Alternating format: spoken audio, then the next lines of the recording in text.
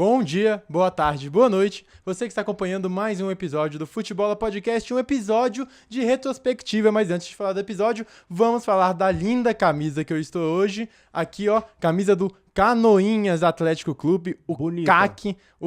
E eu estou aqui trajando entregue diretamente de Marlon Verca, um dos grandes, se não talvez, quiçá, o maior aqui, nosso maior ouvinte. O maior. Desde o começo tá aqui. Ele Marlon Verca. Críticas precisas, entende muito de futebol, tá? Entende Mais muito ou menos, de futebol. que é flamenguista, né? Ah, mas aí faz parte. Foi repórter de campo, logo cedo repórter de campo, jogador de basquete, jogador aí de tênis de mesa, inclusive jogou na base do Canoinhas aí, esse time de Santa Catarina, no gol, era goleiro também, e tem uma baita visão de futebol, uma baita visão, e outra, uma baita memória, tá? Porque o que ele fala de história também do futebol, muito bem. Temos que fazer um episódio com Marlon Verca aí, velho. Tem. E é uma honra estar recebendo uma camisa não só de alguém que acompanha um programa, como de um jogador, né? Pô, jogou no Canoinhas. O maior seguidor do futebol. Camisa de jogador do nosso maior seguidor, Marlon Verca. Muito obrigado aqui pela audiência, pela participação, pelo presente. Vou aqui levar com muito carinho, que é o Pantera do Planalto Norte. Aqui, dá pra aparecer a Pantera aqui? Dá, né? Lindo. Quadricolor do coração do povo é o Canoinhas, clube de grande história. Obrigado, Marlon Verca. Verca, e o Gabigol? Tá triste? Acho que todo flamenguista tá um pouquinho, mas agora meu nome é Gabriel Franco e vamos falar um pouco sobre uma retrospectiva do Campeonato Brasileiro, como foram em um minuto, como foi cada time nesse Brasileirão, do 20º ao primeiro colocado pro grande campeão. Vamos começar, diretor. Vamos falar também dos que subiram. Falar também dos que subiram. Um minuto pra cada, é isso, vamos lá, vai. Em 20º lugar, o último colocado foi o Cuiabá, o Dourado, que nunca havia caído de divisão. Teve aí seu primeiro rebaixamento, é um time com estrutura, é um time que tem condição aí de fazer um trabalho, como já vinha sendo feito nos últimos anos, com peças interessantes, tinha o Davidson, o Fernando Sobral aí, Idrisso Pita, muito bom jogador, muita gente vai ir atrás, só que não foi um bom ano do Cuiabá, do Dourado, foi um ano bem abaixo, desde o começo a gente já projetava aqui que não ia muito longe, problemas de diretoria, problema interno com o jogador, inclusive vou até mandar um salve aqui pro Niltinho, jogador da base, conheci em Morrinhos, jogava muita bola, tá na base do Dourado aí, mas o Cuiabá infelizmente acabou caindo de divisão e agora vamos ver o que vai acontecer com esse time, se vai ser formular, se disso o Pita vai sair, o que vai ser desse time do Cuiabá para ano que vem, vamos ver se sobe. Atlético Goianiense ficou com o 19º lugar, a 19ª colocação, é outro que não brigou em momento algum para se permanecer na primeira divisão do Campeonato Brasileiro, logo cedo derrapou, o fator casa quase que não existiu, jogar lá em Goiás muito fácil, e aí se junta aos outros dois, né, o Vila Nova que aparentemente não quer subir nunca, e o Goiás para disputar a Série B do campeonato. O Shailon começou até bem ali no Goianão, fazendo seus gols, parecia que a coisa ia pra frente, mas logo na virada, assim, de primeiro para segundo turno, o presidente já soltou logo, falou, olha, a gente tem que aceitar a realidade, e a realidade é que o Atlético Goianiense já caiu de divisão. Então é um time que aceitou isso muito cedo, inclusive nas últimas rodadas, muito pouca torcida, porque realmente já não tinha mais pelo que lutar, e vai brigar aí junto com os outros dois goianos para tentar subir de divisão. Péssima campanha do Dragão, que já fez coisa melhor no Campeonato Brasileiro e cai agora para a segunda divisão. Em 18º lugar, Criciúma de Tencati, o técnico que é um dos mais longevos do Campeonato Brasileiro, cai de divisão e essa dá um aperto no coração, porque é um time que não jogou mal assim, passou grande parte do Campeonato Brasileiro longe do Z4, foi entrar já nas últimas rodadas. É um time interessante, tem boas peças, tem o congolês Bolazier aí, que veio jogando bem esse ano, Felipe Viseu, que é um atacante bom atacante, e tem peças como Marquinhos Gabriel, Patrick de Paula, que estava no Criciúma também, e dá um aperto no coração, porque o Heriberto Russo estava lotado, pulsava, o time fez uma boa campanha, só que é aquele negócio, as arrancadas elas têm que acontecer em certos momentos. E na reta final do segundo turno é quando faz a maior diferença, e foi a hora que o Criciúma não conseguiu gerir essa pressão, não conseguiu gerir, começou a cair de desempenho, entra já na última rodada rebaixado, e contra o Red Bull Bragantino foi protocolar. O jogo que era pra ter feito algo era contra o Flamengo, mas o time tava morto, sem engano, não sei o que aconteceu, já tinha morrido ali, infelizmente o Criciúma está rebaixado. Atlético Paranaense é o último rebaixado e assim, como explicar, o time do Pacto parece que não deu certo, um muito mau ano, que começou com o Cuca, começou até bem, só que aí o Cuca tem aquelas loucuras dele, sai, deixa o time na mão, troca de técnico, nada se acerta, foi campeão paranaense, inclusive, zoou o Coxa por ter caído no Centenário, a gente vai fazer diferente, estamos buscando por título, já ganhamos um, foi lá e cai no Centenário pro desespero do torcedor, é uma das piores coisas que pode acontecer. No ano, inclusive, teve muito jogo adiado pelas tragédias no Rio Grande do Sul, parecia que não ia cair, porque tinha muito jogo pela frente, a tabela era de boa, mas faltou senso de urgência, faltou inclusive senso de urgência na última partida, e o time que é bom, vencedor de Sul-Americana, finalista e vencedor de Copa do Brasil, finalista de Libertadores, cai no Centenário, e assim, é vergonhoso, não tem como falar outra palavra, é vergonhoso, muito mal o Atlético Paranaense o campeonato inteiro, se desestabilizou por causa de 4 derrotas que estava na mão com o Cuca, a partir daí não conseguiu fazer mais nada e o Peixe morre pela boca, inclusive zoou o Peixe e agora está caindo de divisão.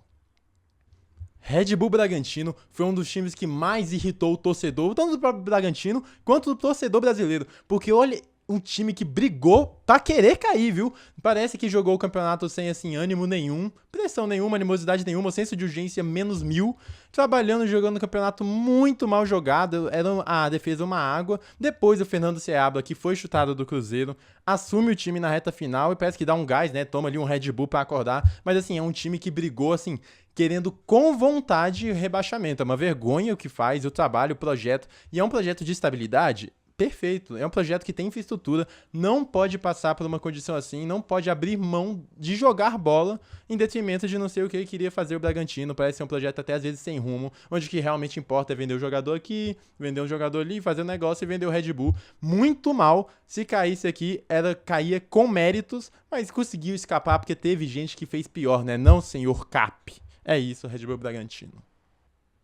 Juventude acima do Bragantino, e olha como são as coisas de sensações, né? Acabam com a mesma quantidade de pontos ali, mas sensações totalmente diferentes. Juventude que fez um ótimo trabalho, quase que o Ancelotti acaba com Juventude, porque o Ancelotti não foi pra seleção, a seleção pegou o Dorival, aí o São Paulo pegou o Carpini, já perdeu o Carpini, aí o Juventude. Depois o Juventude vai e pede o Roger Machado, que fez uma grande reta final com o Inter. Depois de perder 2 treinadores que estavam fazendo um bom trabalho, o time ainda assim consegue ficar vivo com um vovô. O vovô, a tropa do vovô, o Nenê se mantendo vivo, e o Juventude principalmente fez valer a força de casa, o que o Cap não conseguiu fazer valer, o que o Atlético Goianiense não conseguiu fazer valer, o Jaconi foi uma fortaleza, é muito difícil jogar lá no sol, na chuva, no frio, na névoa, traz o diferente o Jaconi e um ótimo trabalho do Juventude. E aí a gente volta às sensações, né? O Bragantino ficou com uma pontuação parecida e foi um péssimo. O Juventude, baita trabalho, fica naquela zona do limbo que não ganha nada, mas está na primeira divisão. Em 14º lugar, outra equipe que brigou até o final, que foi o Grêmio, brigou até o final para não cair, um trabalho bem ruim do Renato Gaúcho, e a gente percebe como o Luis Soares fez diferença na última temporada, né? O time que acabou vice-campeão brasileiro agora não conseguiu quase pegar nada, conseguiu ainda uma Sul-Americana, porque praticamente quem não rebaixa vai pra Sul-Americana. Mas o Grêmio não apresentou quase nada de bom no ano, teve a questão da enchente lá do Rio Grande do Sul, problemas, ficou sem estádio, tudo isso é uma verdade. Mas não justifica um trabalho tão ruim feito pelo Renato Gaúcho, que inventava desculpas atrás de desculpas na coletiva, se despediu do Grêmio, é ídolo, não tem o que fazer. Outro que se despede é o Jeromel, sai do Grêmio também, um cara que é ídolo para a torcida gremista, porém o Tricolor precisa de mais, precisa querer mais. Por exemplo, o seu maior rival, o Inter, fez um campeonato muito mais digno, muito melhor do que o Grêmio, que assim, ganha gauchão, mas me falta, parece que precisa de estabilidade, de projeto, essa equipe gaúcha. Então aí o Grêmio ficou com o 14º, não rebaixou, tá bom, vamos ver ano que vem. 2, 1... Fluminense em 13º lugar, e você vê como o Campeonato Brasileiro é louco, passou 95% do tempo no Z4, na última rodada estava com grande risco de cair e termina em 13º. Primeiro a gente tem que falar de um trabalho assim muito ruim do Diniz, tanto no Flu quanto no Cruzeiro, mas a gente vai falar mais pra frente. O Diniz estava muito mal, o time campeão da Libertadores não conseguia jogar, não conseguia praticar nada de futebol. Teve que vir o Mano Menezes, que não joga um futebol que me enche os olhos, mas foi suficiente para ganhar um ponto aqui, ganhar um ponto ali. Teve um problema com o ídolo, o Marcelo fez uma grande bobagem e deixou o Fluminense na mão. E todo esse projeto do Flu de trabalhar com jogadores muito mais velhos e outros mais novos deu certo ano passado, mas não foi uma constância. O Fluminense precisa se reorganizar. Não sei se é correto ficar com o Mano Menezes, não. Claro, já renovou o contrato, agora tem que ver o que vai fazer. Mas o que importa é que o time de Guerreiros conseguiu escapar, assim, de qualquer jeito na última rodada. Fluminense que tem que fazer algo melhor, porque não é campanha digna de um atual campeão da Libertadores da América terminar como acabou o Flusão. Galo em 12º lugar, um ponto acima do Fluminense, é outro que assim foi escapar na última rodada, se perdesse pro Cap ali já era, e consegue, mas é vergonhoso também, todo o ano do Galo no quesito do Brasileirão. Muito mal, chegou aos trancos e barrancos nas Copas, mas eu vinha falando desde o começo aqui, quem acompanha o futebol tá ligado, que a gente tava falando, pô, o trabalho é ruim, o time não apresenta repertório de futebol, é dependência de Hulk, e resolveu largar o Brasileiro. E o peso de largar o Brasileiro, sendo uma das equipes com as maiores folhas salariais do país, foi quase amargar um rebaixamento depois de 2 vices em Copas. Você não pode depender de um jogo mata-mata pra salvar seu ano, e o ano assim, do Galo é ridículo, não conseguiu nenhuma vaga para Libertadores, e com a folha salarial que tem, com os jogadores que tem, com o projeto que tem, não faz sentido, quase caiu de divisão, foi aos trancos e barrancos, literalmente, muito abaixo. Para mim aqui é minha decepção do campeonato. Parabéns, Galo, a decepção do Campeonato Brasileiro, muito abaixo do trabalho do Clube Atlético Mineiro. Em 11º lugar, o Vitória. E se o Galo foi decepção, Vitória é destaque. E tudo que eu critiquei dos outros, Vitória fez bem. Utilizou o Barradão muito bem, começou o ano vencendo o Campeonato Baiano. E eu até tinha projetado que o Vitória ia escapar assim, fácil do rebaixamento, ia brigar com coisas maiores. E o primeiro turno pareceu que ia ser complicado, mas aí o Carpini veio e ajeitou tudo. O Carpini aqui, que a gente sempre fala no canal. E ele que falou que quanto mais você perde, mais próximo você está do Vitória. Olha aí, ó. Aí perdeu, assumiu Vitória e olha onde ele está. Ótimo trabalho do Carpini. Alejandro, artilheiro do campeonato. Mateuzinho, baita jogador. É um ótimo trabalho aí do time do Nordeste, que é o Nordeste em peso. Vai chegar mais forte do que nunca pro ano que vem. 25% dos times no Brasileirão do ano que vem, Série A, vão ser do Nordeste. E o Vitória fez baita campanha de segundo turno. Quem sabe ali poderia arranjar até alguma coisinha maior, se tivesse feito um primeiro turno melhor. Mas tudo bem, suficientemente. Baita trabalho do Carpini, Barradão. A torcida do Vitória foi gigante. Parabéns, Vitória, destaque. Em 10º lugar, na primeira parte da tabela, depois de muito tempo, temos o gigante da colina. É o Vasco. O Vascão ficou em 10º, não empolgou em momento nenhum da temporada, inclusive no começo dela parecia que ia ter problemas, goleada do Criciúma, jogo contra a Água Santa, parecia que não ia encaixar, mas foi um ano que eu acho que se eu pudesse definir seria tranquilo pro torcedor vascaíno, até em comparação com o que foi os outros, escapando na última rodada com o Serginho Kosovo aí, mas dessa vez foi tranquilo, escapou há muito tempo, teve troca de treinadores, ainda não arranjou o que quer de futebol. O Vasco ainda não sabe muito bem, ainda depende muito de Piton Verratti, tem que reformular essa linha defensiva, tem que reformular o elenco, tem que ter um projeto de futebol, até porque vai ter um novo dono também, tem que ver como é que vai ser essa situação. O Vasco não empolgou realmente em momento nenhum, mas sai tranquilo, não longe da briga do rebaixamento, o Verratti gravando seus gols, é pouco para pretensão de Vasco, mas em comparação com outros anos, pelo menos escapou e assim, acalma o coração vascaíno, né? Em 9º lugar, o Cruzeiro cabeludo, cabuloso, acabou um pouco também não muito legal, né? Não conseguiu ir para a Taça Libertadores da América, o que no começo do ano parecia ser algo normal, mas pelo que começou o primeiro turno, a Libertadores já era meio que uma realidade para o Cruzeiro, que foi se complicando porque o Pedrinho BH é um maluco, ele é louco. Das SAFs, o Cruzeiro me parece ser a SAF mais sem projeto, assim, temos o dinheiro, vamos gastar em estrelas, vamos fazer acontecer de qualquer jeito, não me parece ter um projeto certo. Seabra vinha até fazendo um bom trabalho, depois decaiu numa reta final e demitia até ok.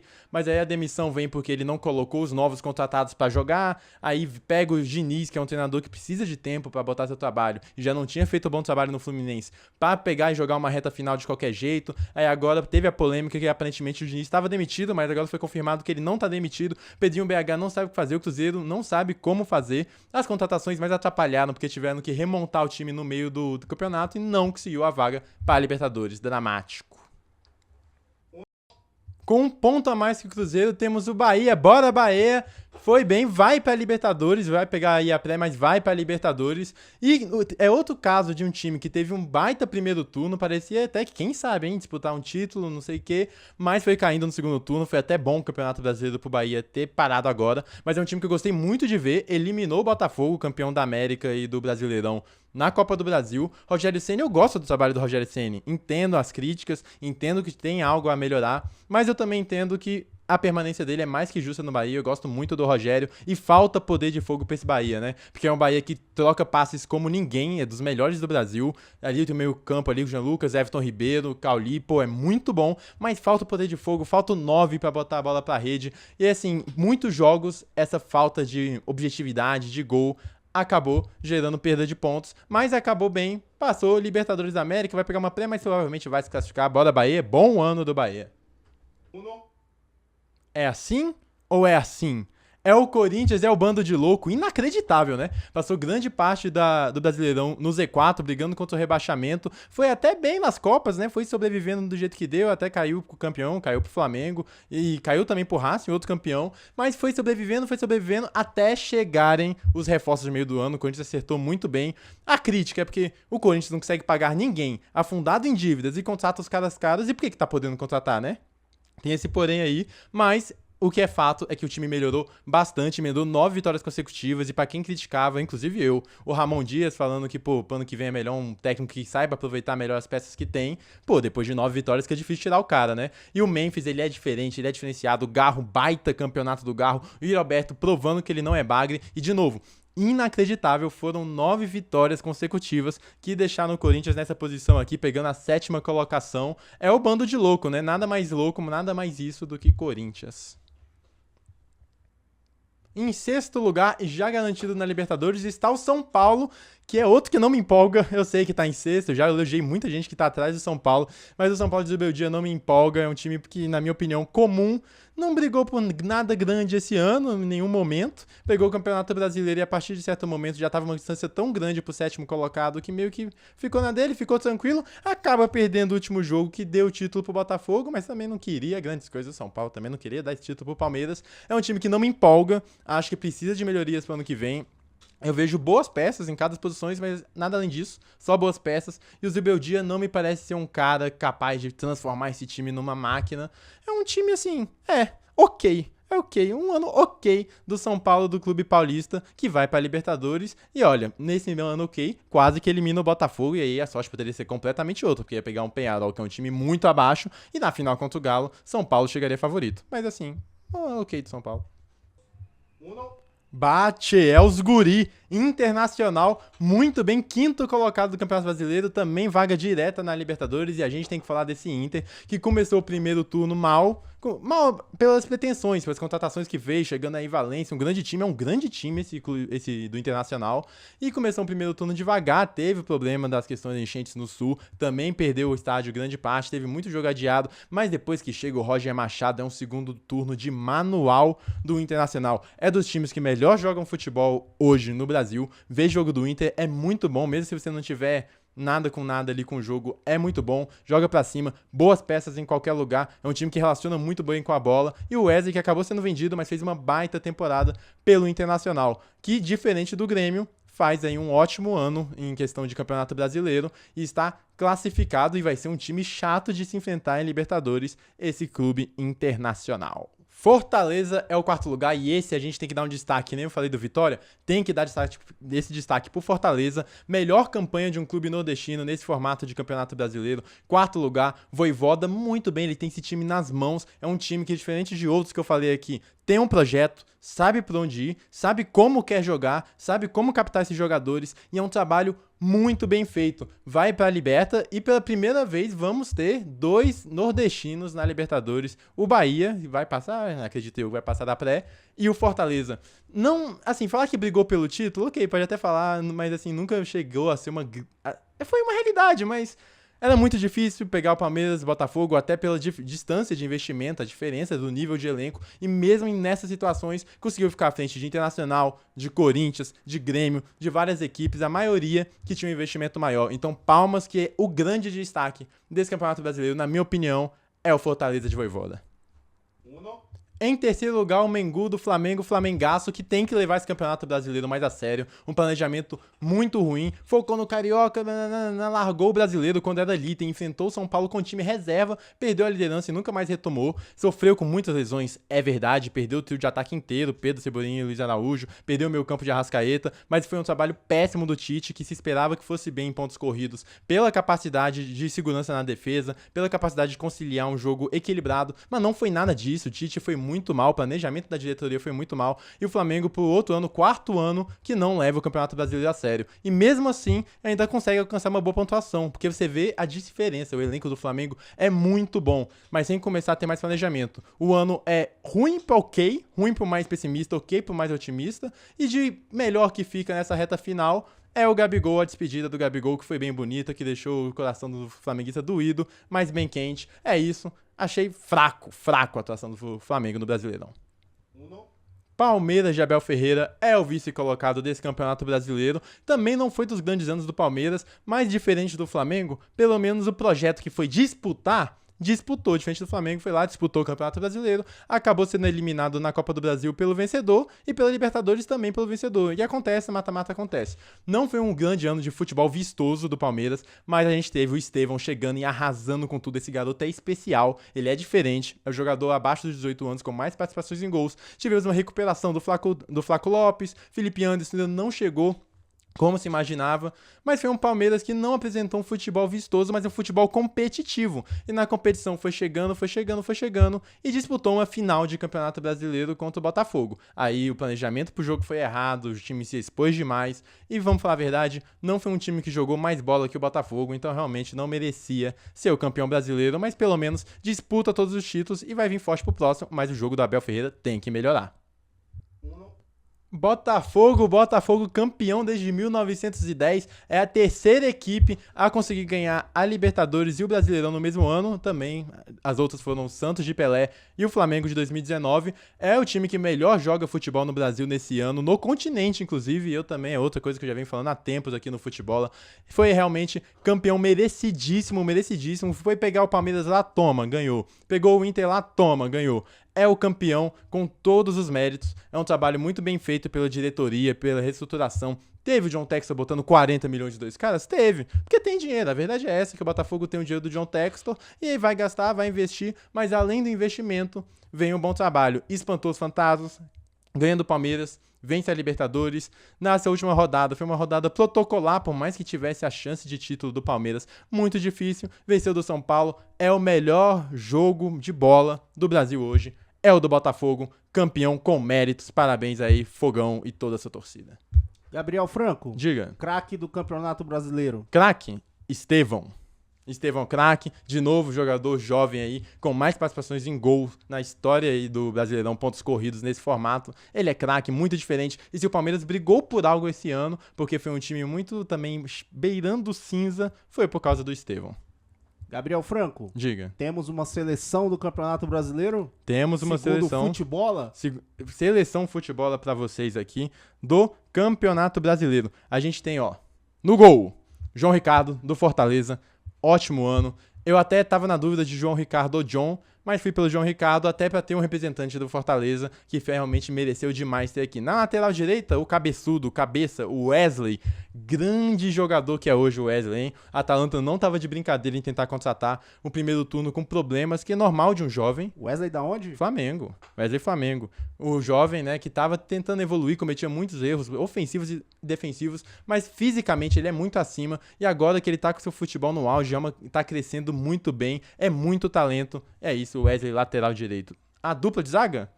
Bastos e Barbosa. Os dois do Fogão, que mereceu, foi a melhor zaga, o melhor time. Pra mim, ninguém chegou perto do nível de atuação dos dois. É a dupla do Fogão. E na esquerda, Bernabé do Internacional. Esse é outro que cresceu muito de rendimento, ainda mais no segundo turno. mas fez um baita campeonato brasileiro. É pra se ficar de olho aí o Gringo, porque ele não é brasileiro. Teve gente falando, inclusive, né, que tinha que convocar. Não é brasileiro, mas é baita lateral esquerdo do Internacional. A dupla de volantes, a gente vem com o Gerson, do Flamengo, que na minha opinião foi talvez o jogador mais constante do Campeonato Brasileiro inteiro, botou no bolso, é o melhor ano do Gerson com a camisa do Flamengo, responsabilidade, capitão, amassou. E o outro é o Marlon Freitas, também capitão, também líder, só que do outro lado do fogão, ele destruiu o meio campo, se recuperou da piscadinha do ano passado, muita gente queria ele fora, o John Textor bancou ele. Vou dar um mérito pro Vasco, né? O Vasco queria contratar ele, muita gente foi contra, mas o Vasco queria contratar, John Textor bancou, falou, fica. É isso. E aí, não vai ter centroavante na minha seleção, mas fica a menção honrosa pro Alejandro, mas principalmente pro Yuri Alberto, que não é bagre, fez um campeonato bom do começo ao fim, mas depois que o time do Corinthians ganhou peças, ele ganhou aliados ali do seu lado e ganhou um time que joga futebol, ele tem um facão muito bom, ele tem um poder de movimentação ótimo, cria chances, briga até o final, o Yuri Alberto é menção honrosa. Mas não tem Yuri Alberto aqui. Aqui a gente vai com o meias Garro, do Corinthians, 10 gols e 10 assistências, desde o momento 1 também, quando o Corinthians não era esse time, quando o Corinthians estava brigando para rebaixar, ele era o cara que, tirava as coisas da cartola, diferente, tanto na marcação, que ele ajudava muito, quanto no ataque, foi julgado aí por um gol perdido contra o Racing, mas, acontece, é um ano especial do Garro, merece estar aqui. E o outro é o Savarino, que briga, inclusive, para ser o melhor jogador do Botafogo nesse Campeonato Brasileiro, Savarino do Fogão, outro cara com uma constância absurda, até mais constante que o Luiz Henrique, por exemplo. O Luiz Henrique tem mais momentos de brilhos, teve mais momentos de pegar e decidir, mas o que o Savarino esse ano fez foi brincadeira, e temos que lembrar que ele foi chutado do Galo por causa do Cuca, que depois acabou fazendo tudo com o Atlético Paranaense. Foi um ano pros cuquenses aí, bem abaixo. E na frente, temos que botar os dois. Primeiro, o Luiz Henrique, que é a cara desse Botafogo. A cara desse Botafogo é o Luiz Henrique, pelo preço de contratação, pela identificação que ele conseguiu com o torcedor, pela magia. Ele tem ali o quê de magia? O cara que decide, o cara do agudo, o cara da definição. É Luiz Henrique, e o outro é Estevão, na minha opinião, craque do campeonato. Fica abafado porque o Palmeiras não foi campeão, mas o ano que o Estevão fez foi absurdo. É um poder de decisão, de tomada de decisão muito acima para um jovem que nem tem seus 18 anos completados. E, não saiu com o título brasileiro como o Endrick, mas foi revelação, foi o craque do campeonato pro Estevão. Se o Palmeiras disputou algo, foi pro Estevão. Técnico? O técnico é uma boa dúvida, hein? A dúvida minha seria entre Tite... Tô brincando, esse aí não. Seria entre Arthur Jorge... Tite foi uma promessa. Ele projetou? Não sei. Não quero falar de Tite mais. Acabou, Tite. Acabou. Esquece. Carpini eu quero valorizar, porque esse podcast é o podcast que mais valoriza o carpinismo no Brasil. Isso tem que ser dito. Mas os dois que eu tô na dúvida é Vojvoda e Arthur Jorge. Que é o Arthur Jorge, montou o time, é o melhor futebol, e o outro é o Vojvoda, que fez o mais com menos, fez história. Mas eu vou botar o Arthur Jorge, porque assim, foi campeão, transformou esse time, afastou fantasmas, mas a maior menção aqui tá pro Vojvoda, dá pra ele, não seria problema nenhum. Gabriel Franco, diga. O Campeonato Brasileiro em 1 minuto. Campeonato Brasileiro em 1 minuto agora. Muita loucura, muita maluquice. Parecia que o Tite ia conseguir algo, não conseguiu nada. Parecia que o Cruzeiro ia pra Libertadores, não conseguiu nada. Parecia que o Corinthians ia rebaixar, emendou 9 vitórias consecutivas. Fluminense estava acabado, Dinizismo ferrou com todo mundo. Chegou o Flusão, KKK vai ganhar. Chegou e escapou do rebaixamento. Quem não escapou foi o pacto. Aí você vê com quem você está fazendo pacto. Fez ali com o cara ali, não deu certo, rebaixou, caiu. Bragantino merece e precisa de Red Bull, porque não dá mais, precisa fazer algo. Os times nordestinos, caraca, destruíram bem demais. Bolazia vai precisar de outro time, gostou muito. Sensação aí no Criciúma. E o campeão, Botafogo de Futebol e Regatas, enquanto o Palmeiras amarga aí o vice-colocado, vice-lugar, o vice. E enquanto isso, temos o São Paulo, que não gerou muita coisa, o Vasco, que também não gerou muita coisa, e os times nordestinos que geraram mais entretenimento. Flamengo, decepção. Galo, uma vergonha. O Galo não trabalhou, ridículo. O Galo quase caiu. E o Grêmio de Renato Gaúcho também não conseguiu fazer nada. Esse é o Campeonato Brasileiro. Gabriel Franco. Diga.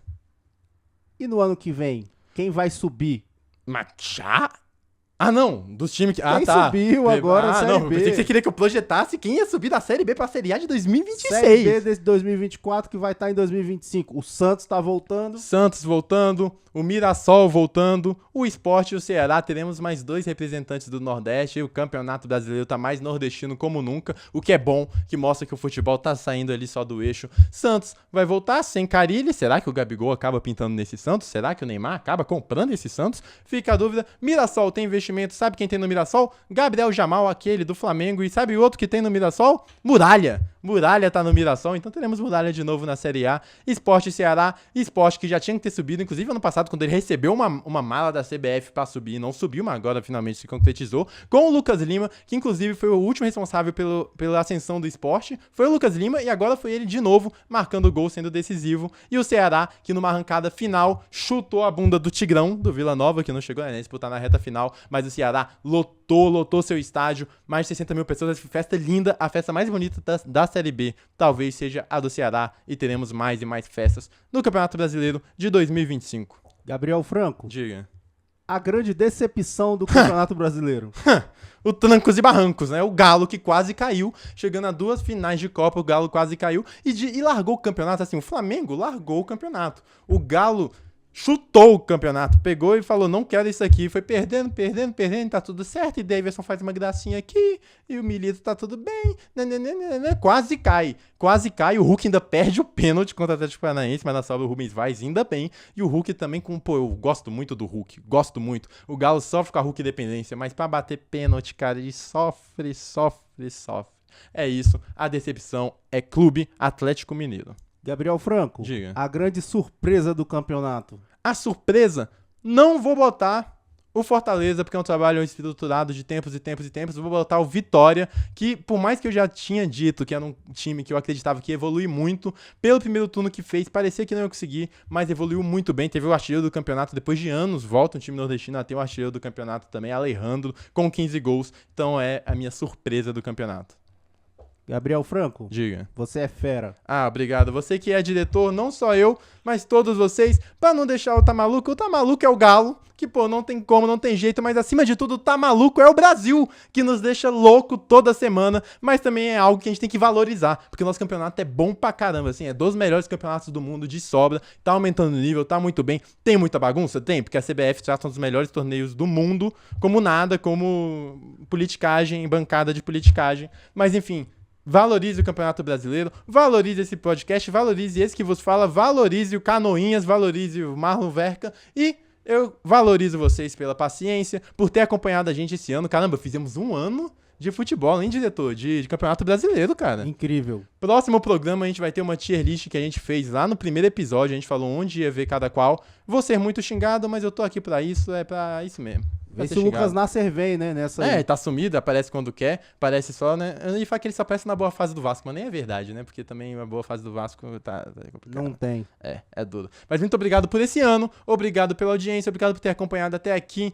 Quem subiu, sobe e comemora, quem desceu fica triste, mas independente, dá o like, comenta, xinga, reclama. E aí eu te pergunto, qual é a sua seleção do campeonato? E aí eu quero só 2 coisas, o destaque, o time destaque e o time vergonha, o time tá maluco. Eu quero o time destaque e o time tá maluco. É isso. Até mais. Muito obrigado pela sua paciência aqui, pela sua audiência e tchau. Isso é coisa do Atlético Mineiro cobrando pra ver taça, pra pagar, pra tirar foto com taça? Não ganha, cara. É a maldição da taça. Maldição da taça. Oh, essa camisa aí do Canoinhas, ela tem uma parada muito legal. É o legal, quadricolor, pô. É a Pantera. Ela tem umas listras verticais amarelas do lado direito e listras brancas do lado esquerdo. É o quadricolor, que nem o escudo aqui, ó. Sensacional. Pô, isso é legal. Quantos times quadricolores a gente tem no Brasil? Poucos. Não sei. Não lembro, não consigo me recordar de outros, não. E é o Pantera, não tem jeito. Vegete, é gol.